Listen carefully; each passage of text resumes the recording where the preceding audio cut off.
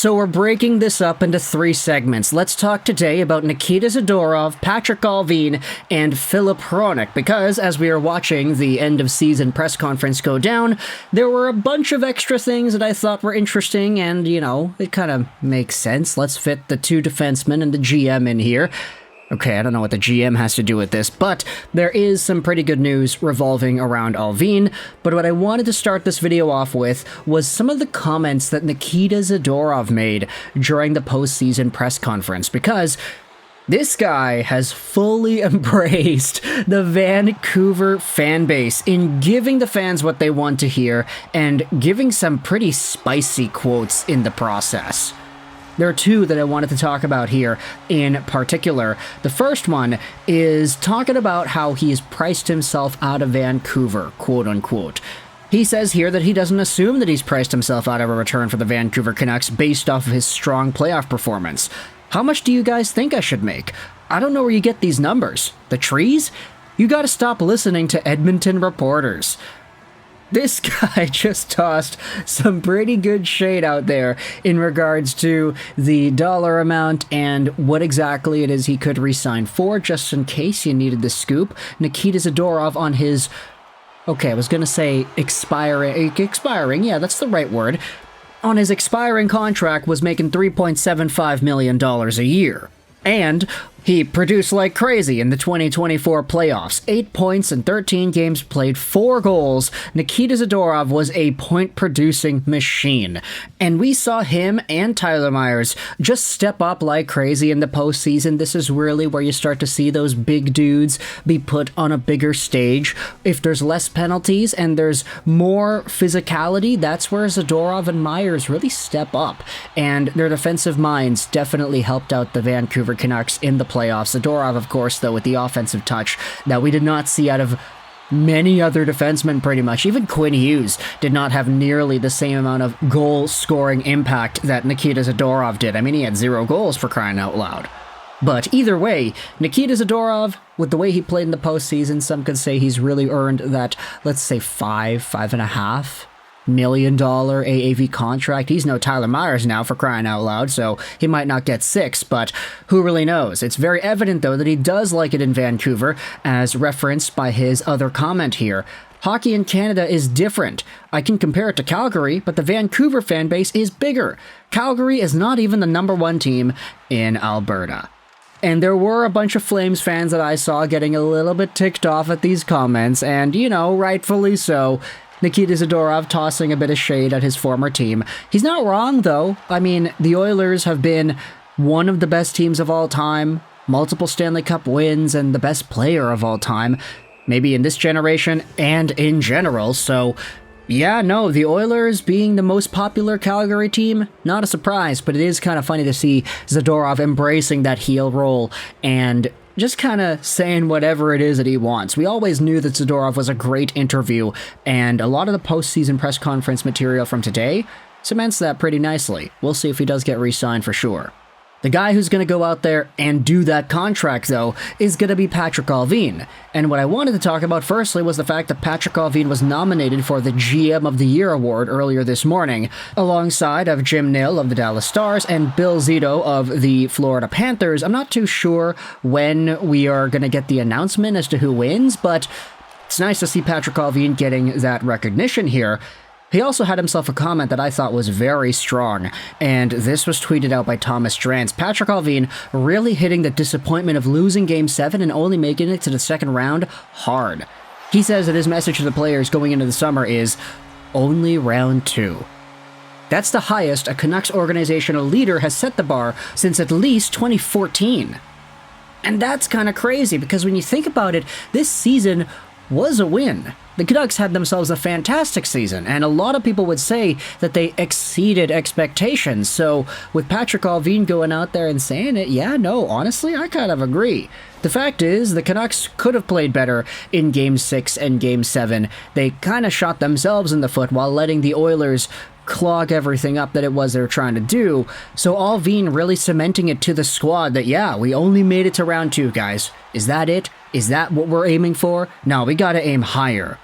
That is ballsy I respect it though, and quite frankly, I'm excited to see where it goes. It's also crazy too, like this tweet, oh yeah, only round 2, that's the message going into the summer.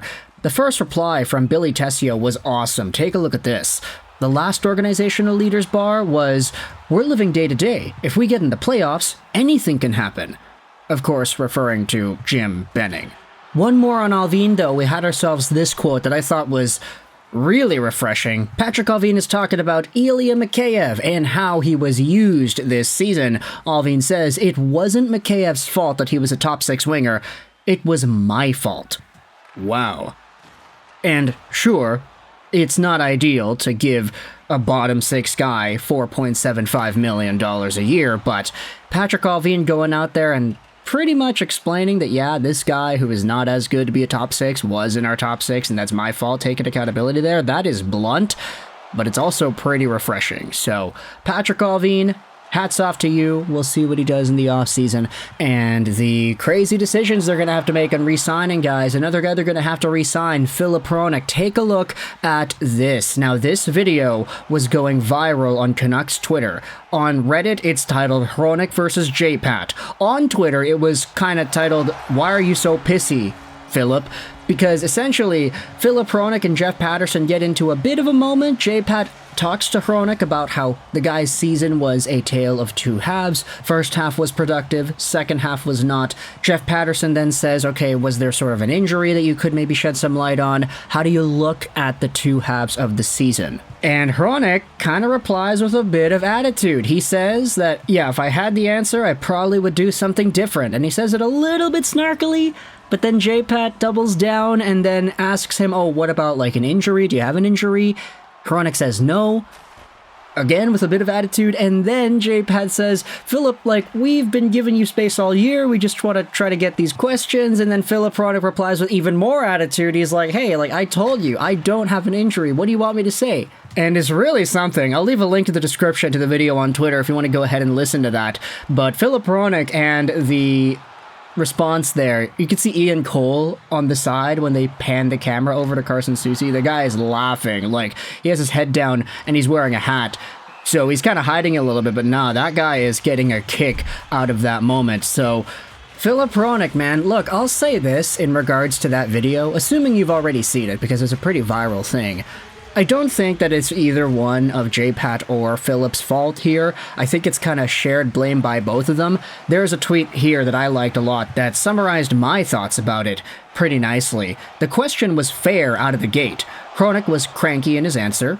J-Pat then took it a bit personally and then escalated. Then Hronek took offense to that. Both guys can be a tad more professional. Hronek didn't need to necessarily use that amount of attitude when answering it the first time.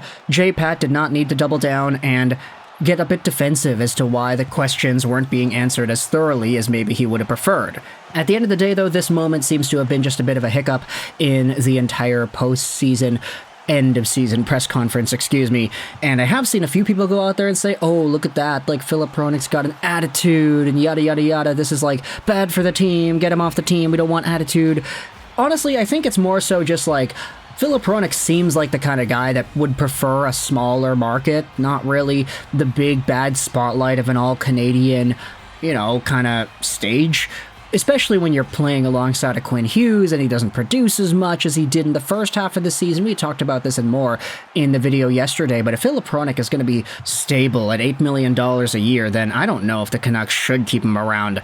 And with this entire interview going down too, if this is like the last interview that Filip Hronek has as a member of the Vancouver Canucks, then that's honestly like legendary status, if I'm speaking truthfully here. Like, that is crazy, the way that it went back and forth, especially since there were a lot of good vibes, you know, guys saying that they're proud of where they went, but they want to achieve more. Like, this Canucks team is bringing us some special stuff, so let me know your thoughts in the comments section below. Firstly, about Nikita Zadorov tossing shade at Edmonton and Calgary, the Edmonton Reporters and the Calgary Flames hockey team. What are your thoughts on Patrik Allvin raising the bar and admitting his mistake about giving Ilya Mikheyev a role where he is a top 6 player on this team? And what are your thoughts on Filip Hronek's potentially pissy answer against Jeff Patterson in the media? Thoughts in the comment section below. I hope you enjoyed this video. And bye.